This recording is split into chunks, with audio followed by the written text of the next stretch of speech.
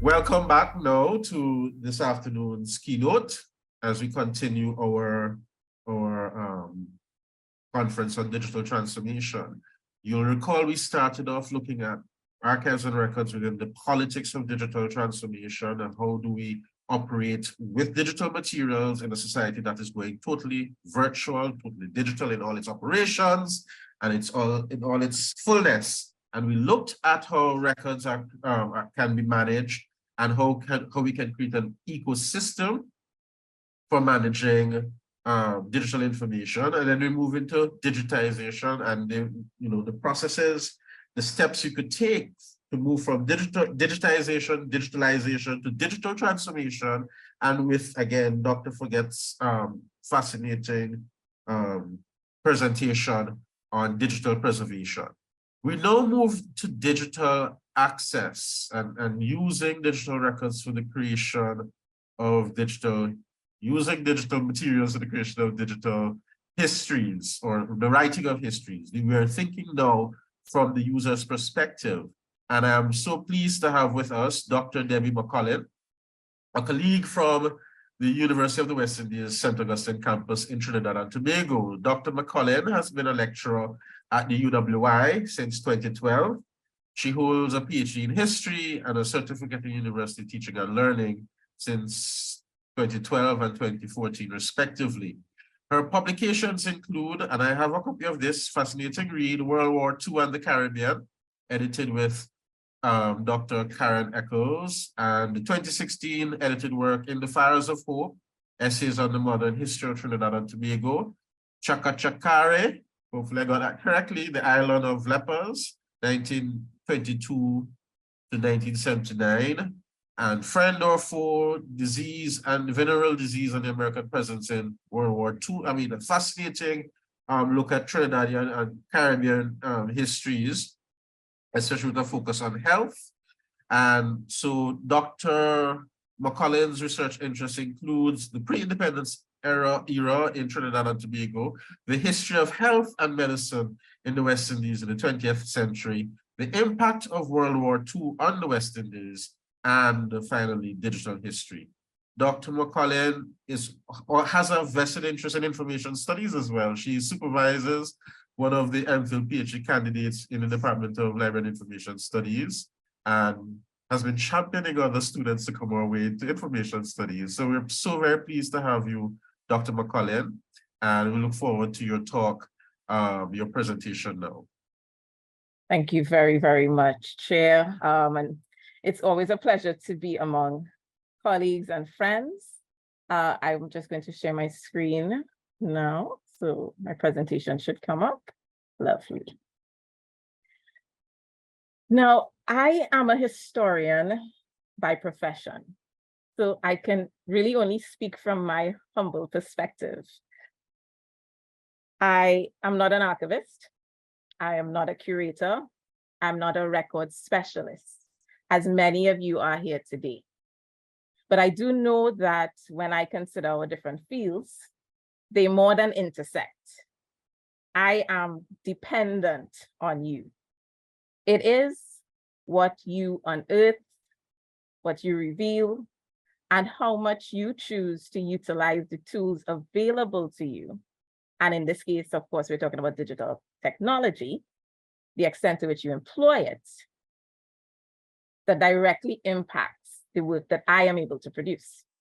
So if you fail, I fail in my objective to present histories of my people and to my people that inspire reflection and understanding and ultimately leads to development. So I have been asked to speak on a topic that our futures are currently hinged upon: digital archives and records for digital histories. I consider it a realm of contradiction, one of significant opportunities, yes, but also one of profound contestation. As a historical community, we have only scratched the surface of what can be done to illuminate Caribbean history through digital resources. And as we engage, we have to be open and aggressive and excited about the possibilities. But I also argue caution, for the digital space is not an alternative reality. It is the same world, just through a different lens. So the prejudices, the disputes, the challenges that we face in the physical, they are reflected very prominently and sometimes in even more exaggerated ways in the digital space. And of this, we must always be cognizant. So this keynote will elucidate the extent and the quality of existing digital Caribbean historical archives, particularly highlighting ignored and neglected spaces for the Caribbean historian and Caribbean histories. It will also address some of the challenges facing these repositories of Caribbean historical material, both ideological and tangible, and bring to consciousness the need for direct, deliberate, and sustained engagement of the Caribbean archivist in the digital space. So, of course, we start with definitions. I'm a lecturer, this is what we do, right? And an important part of our work. What is the digital archive? It is an online repository housing and exhibiting collections of digital sources of all varieties. The digital source of which the archive consists is, of course, historical material that has been made accessible by digital technology, either through digitization, which you all have been discussing this morning, where a physical copy is really converted to a digital file, or born digital, work that has originated from the digital format, originally created there. A digital archive, of course, can include documents, film, audio, images, objects, artifacts that have been accumulated over time by a person or an organization and preserved according to Bellardo and Bellardo because of their continuing value. But that's important. Who determines the criteria for what is of continuing value to a society and what is not? The responsibility falls squarely on the shoulders of the archivists, who use their expertise, engagement with the historical community, and knowledge of society and policy to determine what to keep, what to highlight, or what to disregard in the digital space. Of course, one of the most fascinating characteristics of the digital archive is the blurring of lines.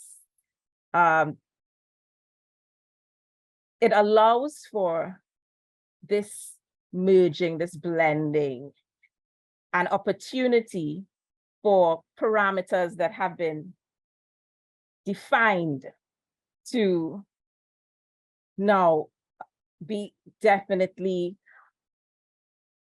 and carefully worked through and avoided at points. And ultimately, we find that there is greater freedom in curating or exhibiting archival material. Within one space, the archivist can exhibit documents, maps, images, film, and oral histories on a single historical topic. And within a few minutes, the researcher can be exposed to a multiplicity of sources. So this fluidity of packaging that the digital archive offers is extremely exciting to us and illuminating to the Caribbean historian. Undoubtedly, the most significant advantage, as we all know, is that the digital archives provide access to rich source material that may otherwise be inaccessible to researchers that are bound by geographical and financial constraints. These archives are considered democratizing agents, right? They supposedly level the playing field, as once a person has internet access, his ability to access or make digital sources available seems relatively unlimited, arguably. Researchers can visit multiple archives in a single day without leaving the comfort of their homes. They don't have to acquire grant money, which we know is hard to come by. A visa, which we know in the post-COVID world is also problematic, or even an expensive ticket to fly to go to an archive in another country. Researchers in developing nations as well, such as the Caribbean, who are subject to greater logistical and financial limitations, can arguably benefit even more so than researchers in developed countries from easy access to digital archives. It is not an advantage to be scoffed at. So now I just want to touch on very briefly different types of digital archives and records that we use for Caribbean histories. The list, of course, is not exhaustive, and I am really here just introducing the spectrum and diversity of sources. We will go into depth into a few of them later. Oops, all right, here we are. The digital sources of Caribbean histories are extremely diverse. As I said, they run the gamut from primary and secondary sources, of course, written, object, illustrative sources. Here we have, for instance, rare books, personal handwritten documents, diaries, letters, notes, and papers. I have an example here of the Thomas Thistlewood papers, the notorious 18th century British plantation manager and slave owner in Jamaica, whose complete papers were digitized by the Yale University Rare Book Manuscript Library. We also have collections, right, of official documents and records, legislation, debates, correspondence, records, and statistics that have emerged from governments and administrative centers. For example, here I have the UK National Archives Hanside website, where they've uploaded the official reports of the parliamentary debates from 1803 onwards. These are a treasure trove of information for Caribbean historians and for Caribbean histories. Additionally, newspaper collections and periodicals are available online and through public and private collections. Church histories, for instance, missionary records, these are very much represented in online archives and are used heavily in historical research, contextualizing a lot of our histories and giving us, further information and further avenues to track and to trace and to corroborate what we are writing.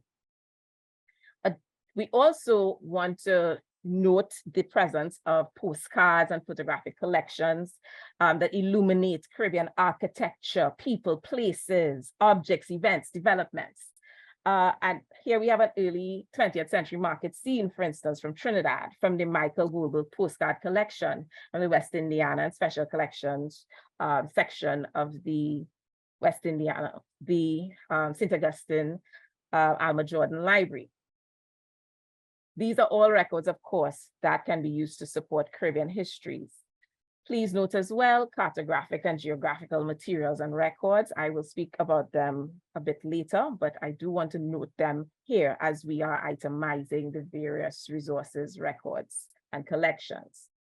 I want to also point to oral history and oral history collections that are available online, not in as much volume as we would like, but here we have a collection that is in the making, the Caribbean Corona Chronicles. It's actually work that I am involved in with my team at the Caribbean Civilization Regional Unit at the St. Augustine campus of the University of the West Indies, and it's expected to be launched at the end of summer.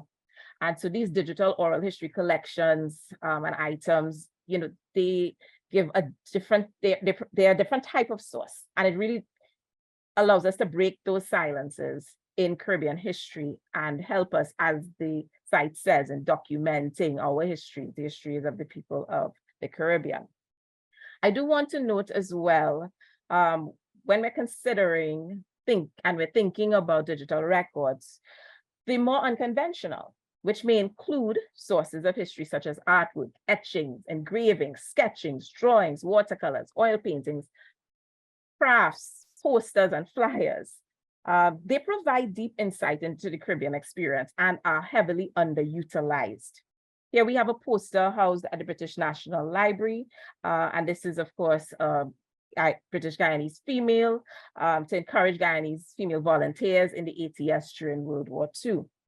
We also note audio and video records, which provide rich context to Caribbean histories. And of course, we can't leave out secondary source material, the books, the ebooks, the journals, the e-journals, and Caribbean literary works, and the archives that have been built to make those available to Caribbean researchers. So as I said, I don't necessarily have time to go in depth into all of these sources, but I will touch on some that highlight particular areas of concern for gathering, studying, and preserving Caribbean histories online.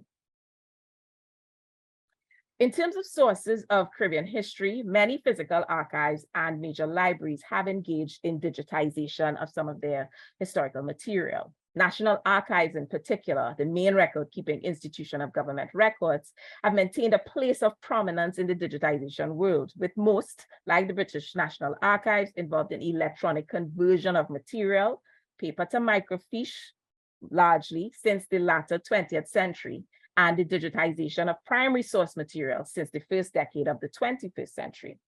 We also have Caribbean Museum digital collections devoted to archaeological and other historical objects, like the digital library. And like the digital library, they are very expensive undertakings, but produce distinctive and naturally attractive objects for the Caribbean historian to utilize in their research. Though characteristically, only a small sample of the larger physical collection is included in the digital offerings, due usually to financial and technological limitations. The benefits of exposing even a minute sample of the material are incalculable to Caribbean people and historians who are grappling with colonial histories and post-colonial identities. Libraries as well are in the process of digitizing their material, their rare books, their maps, and other sources, and must be supported by the powers that be in this.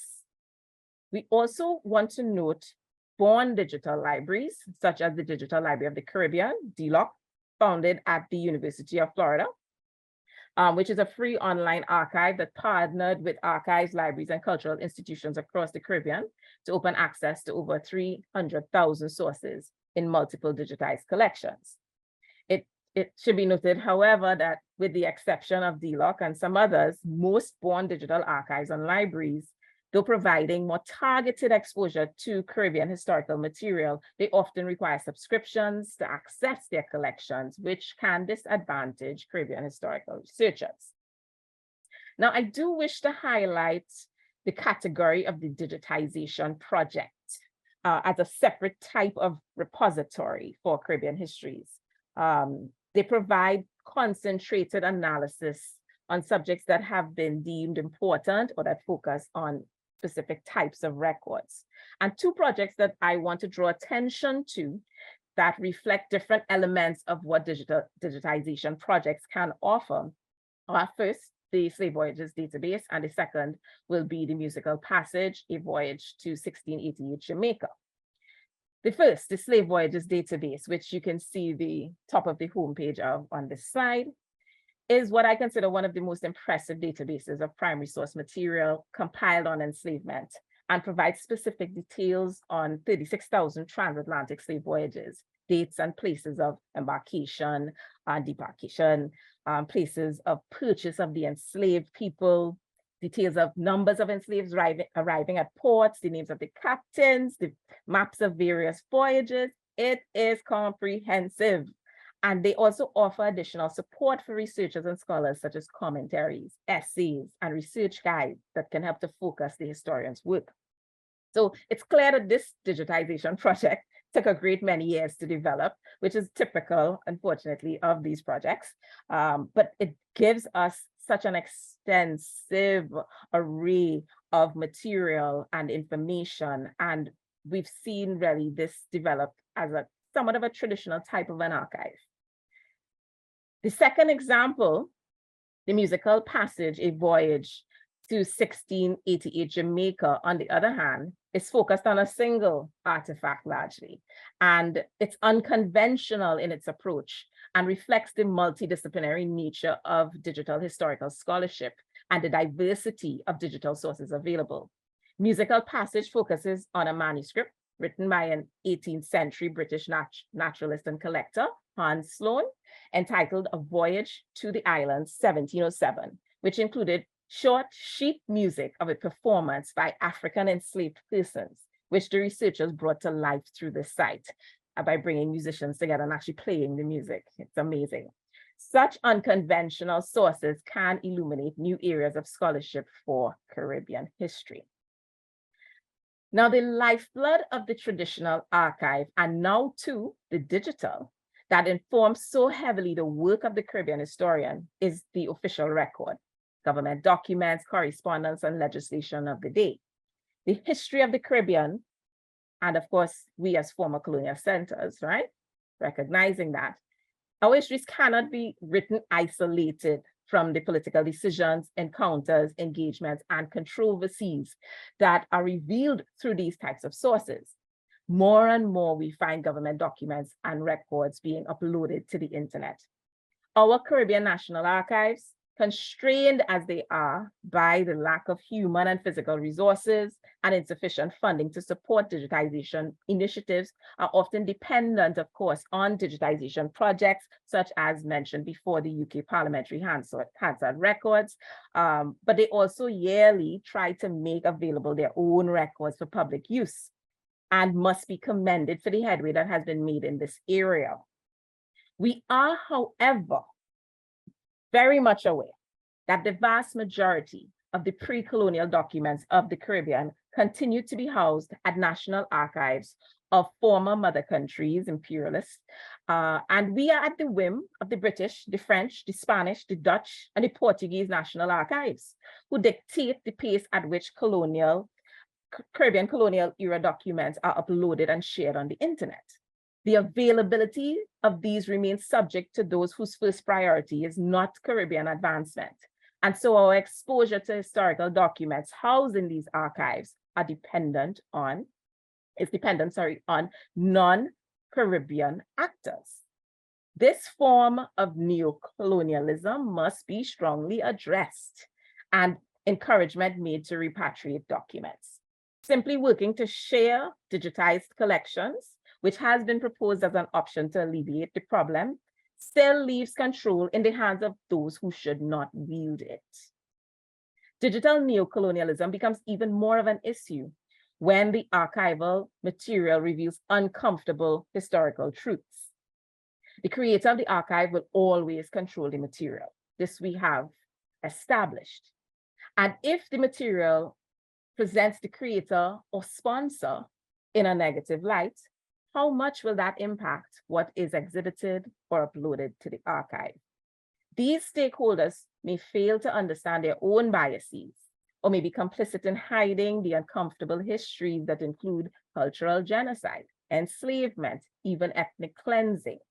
We've seen cases like this in 2011, when it was discovered that the British government had somewhat concealed archives that house documents related to about 37 former colonies, many of which detailed abusive and questionable activities of the latter 20th century. As Caribbean and diaspora people, we must be even more concerned about what may be deliberately chosen to be hidden, and be cognizant of who controls the narrative of the digital archive. There are two types of records that we often tend to neglect in general in building digital histories, and certainly in digital archives. Digitization of maps and geographical information has at times been a principal area of focus for digitization projects. Where we have fallen short, though, is in the curation of such records, the organization of cartographic images into collections to elucidate deeper connections, associations, patterns, trends in Caribbean histories has been largely underwhelming. There are even new subdisciplines, such as environmental history and its offshoots, climate and ecological histories, that can benefit from these advancements. More digitization projects are needed to fully illuminate the value of these sources to Caribbean historical analysis. Moving image heritage collections as well, film and audio, are also often underutilized by historians. And this is further compounded by the fact that they are the most difficult and most expensive types of historical records to digitize. These enhance the perspective of the Caribbean historian and bring to life the histories being told. We've already mentioned the musical passage, which brought to life the music of some of the first African enslaved people. They also allow us to fill those silences in the archives, revealing voices and experiences of those often overlooked by traditional sources and research. The formulation of Caribbean histories is also undermined in this regard, and in many others, by the digital divide, this gap between the rich and the poor that affects access to the internet, or quality access to the internet at times, the reality of which became very evident for us during the pandemic. Areas of neglect as well extend to various themes that are unfortunately not covered as well as others. The records of historical information and in this area and in these areas may be more difficult to uncover or curate, or may be considered of less interest to the public. Digital archives concentrate on enslavement, plantation life, indentureship, diaspora and migration, political history, military and conflict histories, and of course, Anglophone histories. There's an absence of gender, of cultural histories, environmental history, science and health histories. I'm of course biased towards health history because that's my area. Marginalized communities aren't covered enough. And of course, Francophone and Dutch speaking and Spanish speaking are also heavily neglected. We must note, however, that in many ways, digital archives have advanced the causes of Caribbean public historians and activists by making historical material more easily accessible. For causes that require evidence, for instance, to support claims of exploitation and subjugation, such as our current reparations campaigns, digital repositories provide quick access to critical historical information and statistics. For instance, digitized census material, records and databases, such as the legacies of British slave ownership, I believe, right? Yes, you can see the homepage of that particular database that has emerged out of the University College London with searchable databases, including every British slave owner at the moment of emancipation in 1833, British that is, have improved the speed at which information about planter compensation can be acquired by reparations groups in the US and in the Caribbean. As Robinson Sweets, who really made the connection, explains, digitization makes it possible to connect the dots between state actors, corporations, and individuals implicated in these injustices. So I conclude with this.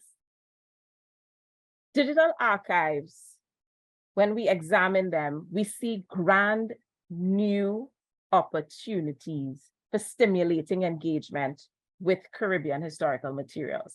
But we also recognize the remnants of colonialism that pervade the archival space and discourse.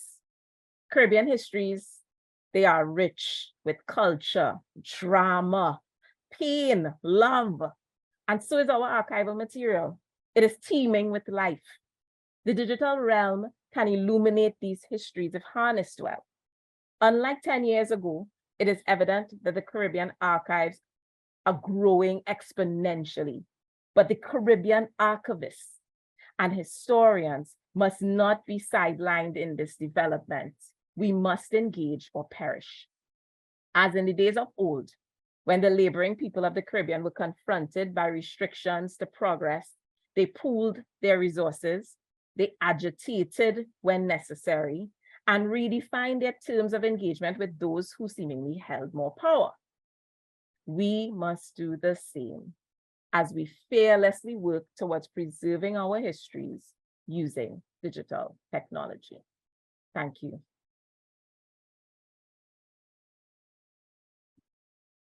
Thank you. Thank you very much for, helping us transition our minds from not just thinking about the records itself, the materials themselves, but the ways in which they could be used and the ways in which they help you to do what